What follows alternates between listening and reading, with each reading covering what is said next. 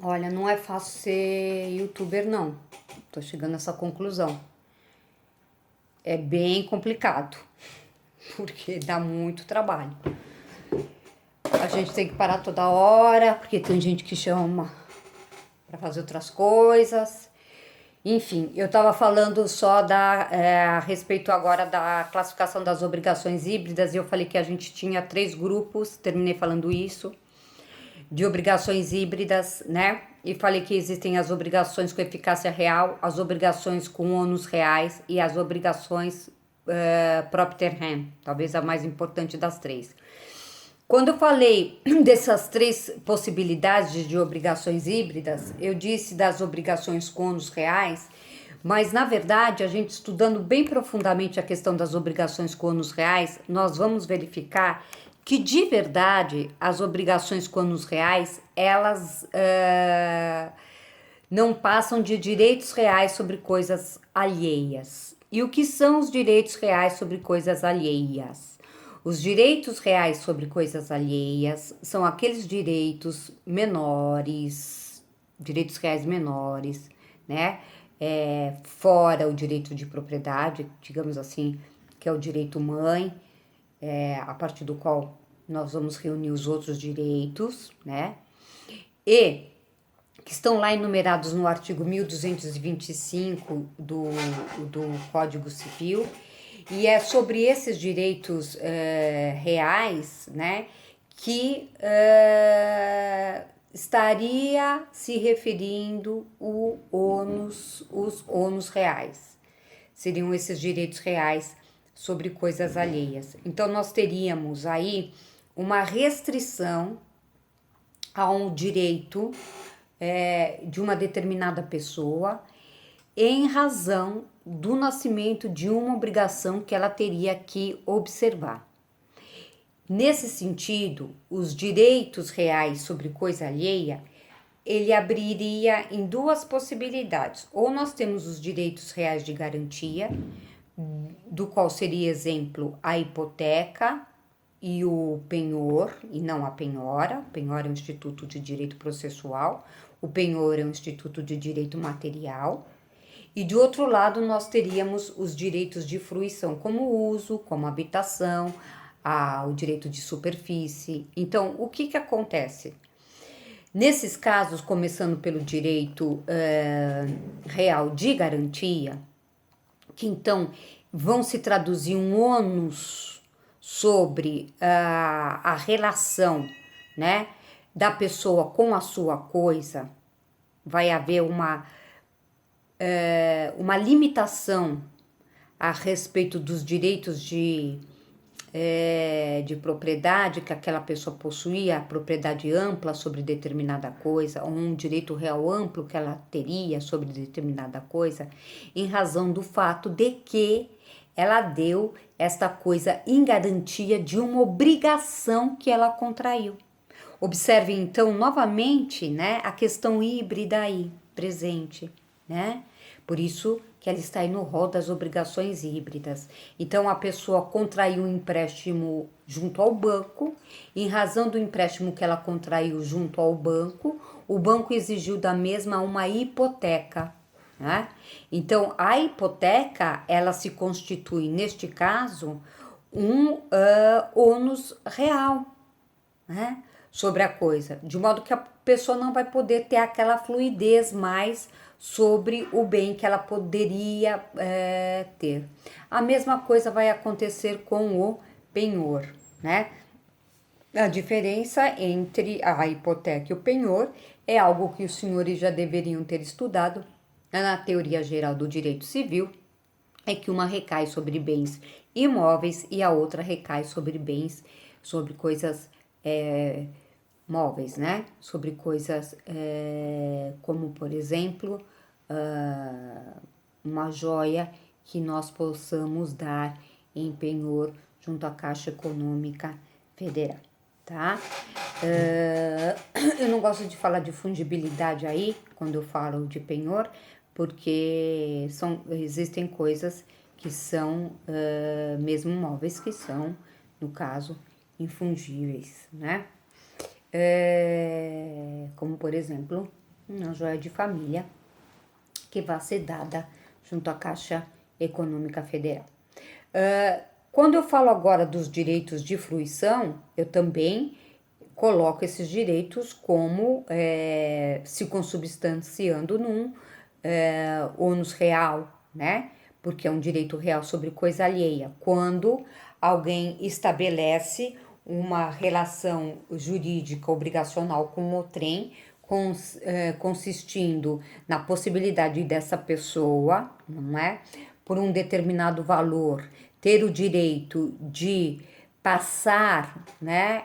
Atravessar dentro do seu imóvel para que tenha facilitado buscar água, facilitado o seu trajeto, reduzido o tempo de caminhada, reduzido o transporte, por exemplo, de madeira, né? O transporte de eucalipto entre propriedades, e para isso ele pague um determinado valor, nós podemos dizer que foi feito um contrato de servidão, né? Então, há em razão disso, a utilização daquele trecho da propriedade que se presta à servidão ficou limitado, ficou onerado. E nesse sentido, não vai poder ser utilizado pelo proprietário de forma livre. Assim, nós teremos, né, nesse caso também, um ônus real. Então, falamos agora sobre as obrigações híbridas, retomando, né? Eu gosto sempre de formar com vocês essa linha de raciocínio. E aí eu falei, temos três, né, hipóteses de obrigações híbridas. Começamos a falar sobre as obrigações com ônus reais e falamos então que, na verdade, ela poderíamos colocar ela como com igualdade aos direitos reais sobre coisa alheia, né? Com esta como uma obrigação mista, como um misto de direito real e de direito obrigacional que e aí nós abrimos um leque para duas formas, direitos reais de fruição e direitos reais de garantia. Acho que vou tentar fazer um teste aqui, me veio essa ideia, usar aqui um quadrinho, assim, vamos ver se dá certo, tá? Vou fazer aqui, ó, direitos reais sobre, coisa alheia.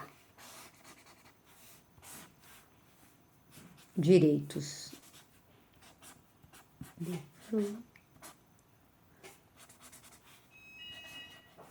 fruição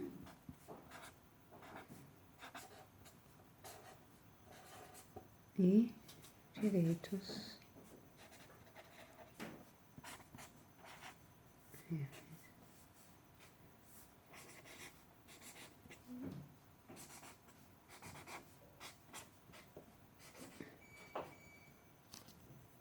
Vamos ver se dá certo.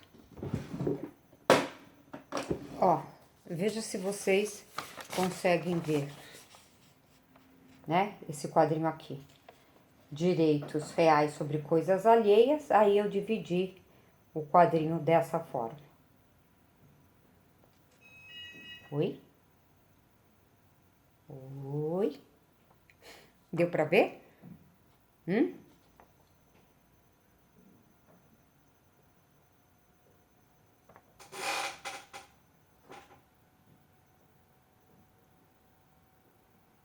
Aqui. Muito bem. Gostei. Se ficou bom aí, depois eu vou ver. Quando eu ver o vídeo, né? E aí, às vezes eu gravo direto e já ponho, porque muita coisa. Bom, aí nós temos então depois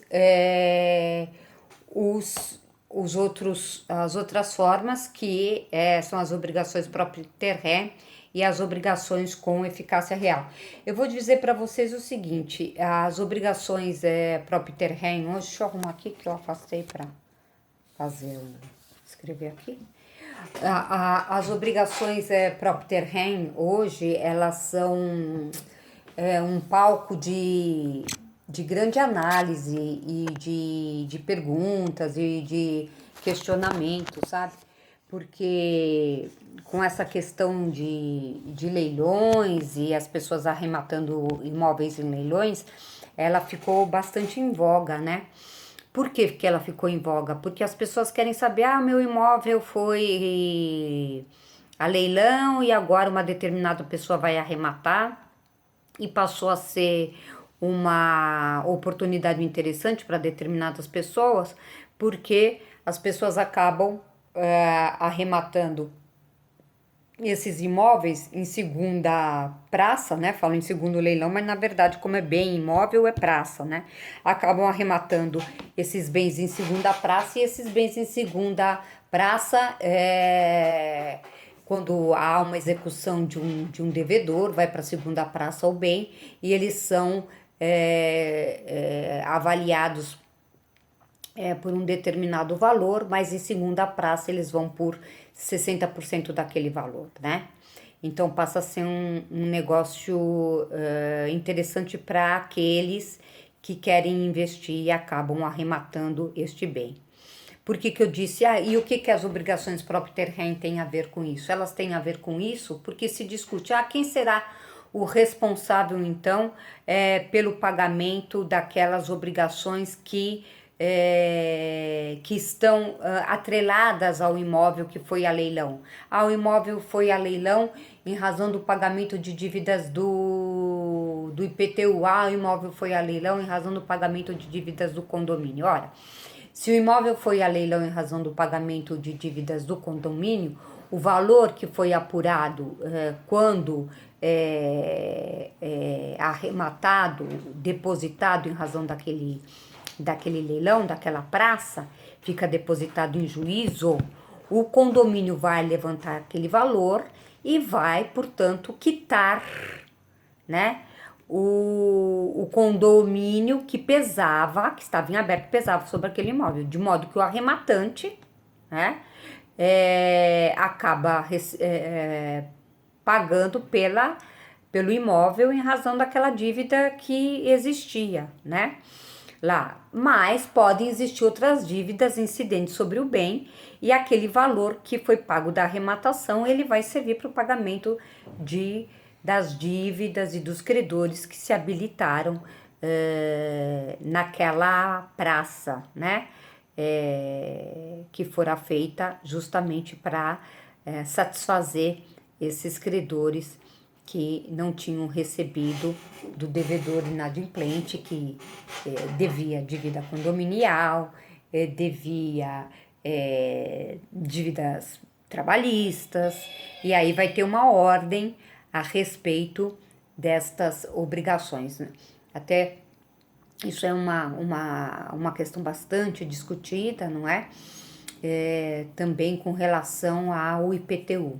Com relação ao IPTU, é preciso verificar que o imóvel também responde pelas dívidas de IPTU, né? Porque em razão das suas várias mutações subjetivas, o novo titular sobre o bem, né? Aquele novo titular do bem responderia também pelas obrigações incidentes sobre o bem. Se ele vai ter direito de regresso contra o antigo titular, é uma outra coisa. Então, a prefeitura, no caso desse imóvel que foi a leilão, ela poderá se habilitar, né, nesse processo, como é muito comum acontecer, e então receber pelo valor deste IPTU que está em aberto, né? Ou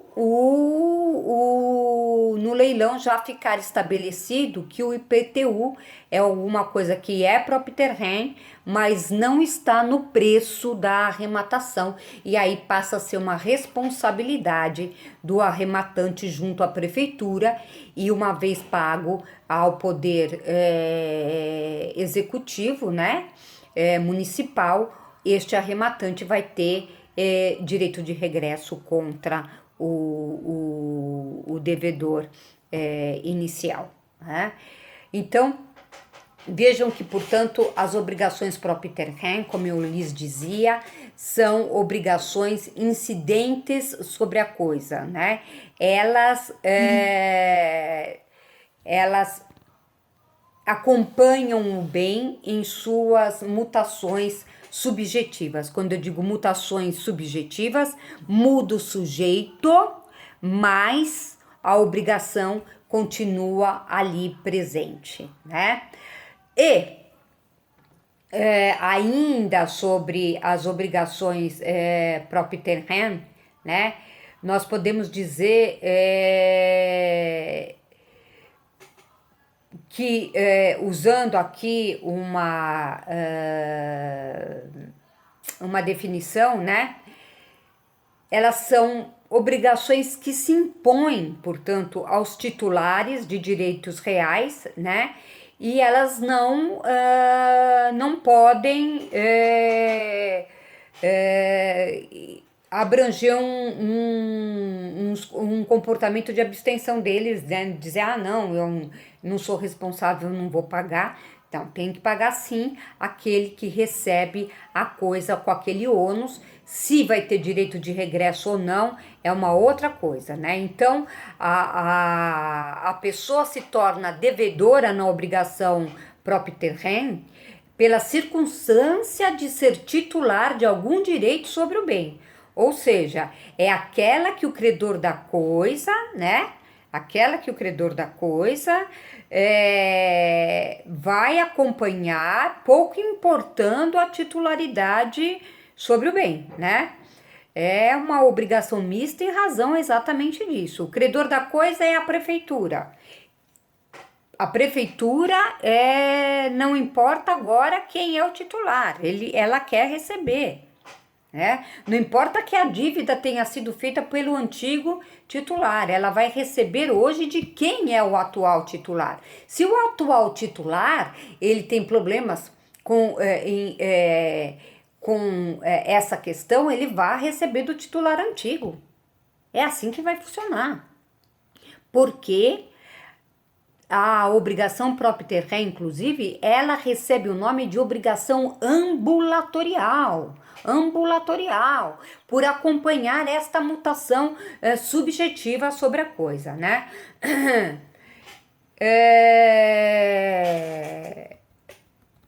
Muito bem, né? Com relação ainda eu separei algumas questões com relação aqui a essas obrigações propter rem. Então eu faço algumas questões, algumas perguntas assim. Ação de cobrança, despesas de condomínio. Quem que tem a legitimidade passiva para pagar pela cobrança de condomínio, né? A taxa de condomínio, né?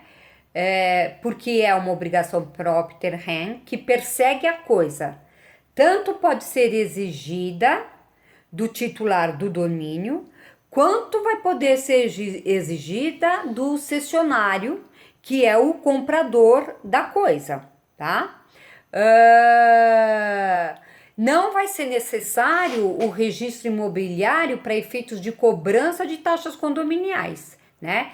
Sendo a parte legítima para responder à ação, tanto como possuidora ou como proprietária do bem. O que é preciso é que o condomínio saiba que houve essa mutação subjetiva, né? É importante que o condomínio tenha conhecimento da mutação subjetiva. E finalmente, não é? Vamos falar da obrigação com eficácia real, né? As obrigações elas terão eficácia real quando, sem perder seu caráter de direito a uma prestação, se transmite e é oponível a terceiro que adquira o direito sobre determinado bem, pois certas obrigações resultantes de contratos alcançam por força de lei a dimensão de direitos reais. Vou exemplificar novamente, porque primeiro a gente conceitua, depois, para facilitar o entendimento de vocês, a gente pode exemplificar. E aqui lá vai o exemplo. Um contrato de locação, não é? Com registro à margem da matrícula do imóvel, portanto, com averbação, tendo sido ele averbado à margem da matrícula do imóvel, o contrato de locação, nós estamos falando de uma obrigação com eficácia real. Veja como o conceito, dentro do exemplo, ele se transforma, né? Ele se encaixa, né? Terá eficácia real quando, sem perder seu caráter de direito a uma prestação, se transmite e é oponível a terceiro. Veja, a pessoa vendeu o imóvel. Esse imóvel que foi adquirido estava locado. Esta locação estava registrada à margem da matrícula do imóvel. Esta locação, portanto, registrada à margem da matrícula do imóvel, ela deu publicidade. Como tudo que vai a registro público, dá publicidade. E este é um caráter importante dos direitos reais. É a publicidade, é valer erga omnes. Por isso que a gente fala eficácia real. Não é um direito real propriamente dito, mas é um direito em que se dá uma eficácia real, em que se dá um efeito real, como acontece com o contrato de locação que é registrado à margem da matrícula do imóvel. O que eu quero dizer? Eu quero dizer que quem compra este imóvel vai ter a obrigação de respeitar aquela locação se ainda está por tempo determinado. Se este tempo de locação ainda não se esgotou. Se eu tenho uma locação por 4 anos e o dono do imóvel, que é o senhorio, naquela locação, vende o imóvel cuja locação está registrada na margem da matrícula do imóvel com eficácia real, aquele que adquiriu o imóvel, adquiriu sabendo da existência de um contrato de locação com esta eficácia real. Portanto, ele vai ter que respeitar os anos que faltam para terminar este contrato de locação. Se ele não respeita, o que pode acontecer? Sanções. Sanções que estejam previstas no contrato, como, por exemplo, uma multa contratual, como, por exemplo, uma indenização que esteja prevista no contrato. Por isso que esta obrigação não é um direito real, propriamente dito, não é, mas é uma obrigação híbrida. Novamente, ela está no mundo do direito obrigacional, mas veja como ela está ligada a uma questão de propriedade, não é? Porque ela limita novamente a propriedade daquele que adquiriu, né? Então, nós vamos analisar o seguinte, né? Que quando nós temos uma situação como esta, há uma subrogação de caráter real. Ele se subroga, aquele que adquire, ele se subroga nessa obrigação, né? De observar o contrato de locação nesses termos. Então, meus amores, eu acho que em termos de obrigações híbridas, nós já fomos bem. Então, o que nós temos? Nós já temos a classificação das obrigações híbridas e nós também vamos apresentar uma tarefa lá na sala de classe virtual. Eu vou pedir para vocês uma tarefa com relação a esses estudos que fizemos nesses 3 vídeos. Eu vou tentar, assim como fiz no outro quadrinho. Mas acho que eu vou buscar uma outra cor. Aquele eu fiz cenourinha e esse eu vou fazer uma cor azul. Eu vou tentar um azulzinho aqui pra gente fazer aqui um quadrinho. Direitos obrigacionais mais obrigações Direitos obrigacionais, mais obrigações, né, reais. E aí eu vou ter obrigações com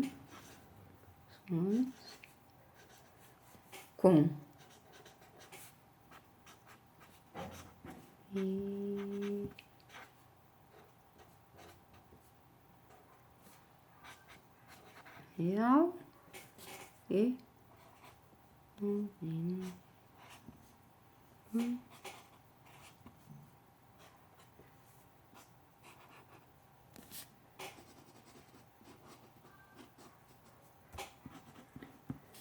ok. Entendeu? Depois vocês vão me dizer, eu quero que me digam aí, tá?